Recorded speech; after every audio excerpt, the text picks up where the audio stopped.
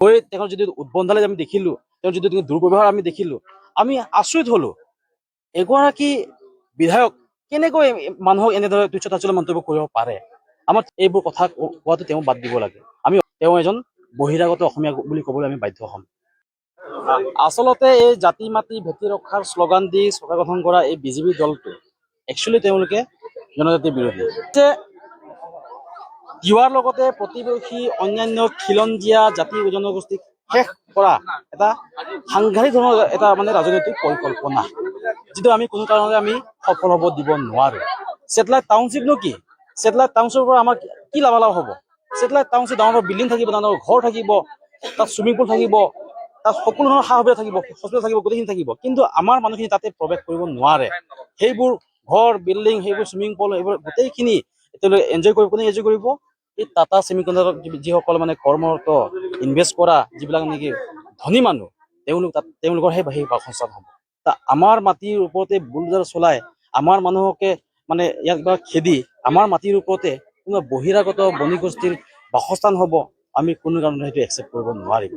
আৰু এইটো গোভা ৰাজ্যৰ অন্তৰ্গত আনডিভাইডেড গোভা কিংডমৰ এটা নিয়ম নীতিৰে ঐতিহাসিক গোভা ৰজাৰ জোনবিল মেলা পালন কৰা এই গাঁৱৰ মানুহখিনিয়ে ঐতিহাসিক গোভা ৰাজ্যৰ ৰজাদিনীয়া বিহু পালন কৰা এইসকল ৰাইজ এখন তিৱা ৰাইজ। আৰু এইসকল তিৱা ৰাইজক কৈছে যে তেওঁলোকে ফৰেষ্টৰ ভূমি তেওঁলোকে অকুপাইড কৰিছে।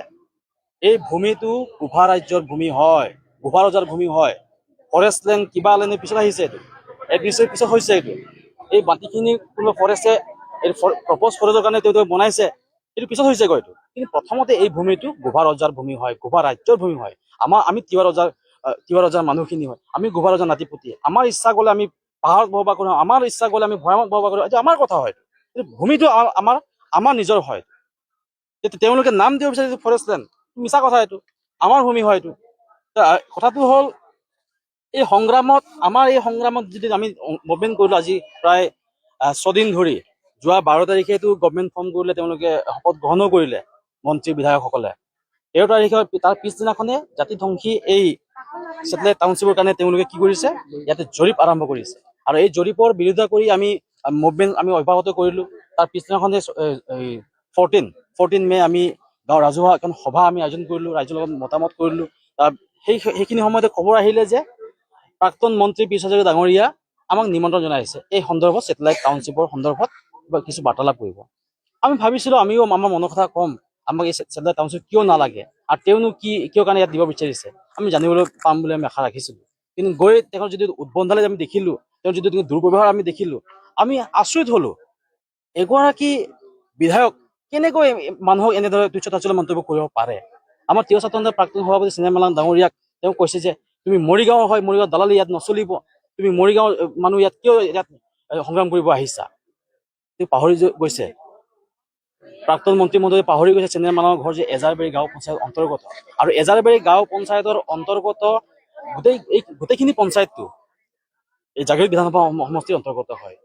নিজৰ চাৰিসীমা চিনি নোপোৱা বিধায়ক কোনে বনালে তেখেতক বিধায়ক? কেনেকে তেওঁ বিধায়ক হ'ল? এইটোতো নকল মাৰি পেলাই মেট্ৰিক পাছ হোৱা এজন ছাত্ৰৰ দৰে লাগিছে তেওঁৰ কথা বতৰাখিনি। দুখ লাগিছে আমাৰ এই কথাবোৰ। তাৰ লগতে আমাক কৈছে তিৱা ছাত্ৰ সন্থা তুমিতো কাৰ্বি আংলং হয়, তুমি ইয়াত কিয় মুভমেণ্ট কৰিব আহিছা? আমাৰ যিটো সভাপতি, সন্মানীয় সভাপতি বিমানপতি মাচিং ডাঙৰীয়া, তেওঁৰ ঘৰ নগাঁও জিলাৰ নামগাঁও, তেওঁক কৈছে তুমি নগাঁৱৰ হয়, তুমি ইয়াত কিয় আন্দোলন কৰিব আহিছা?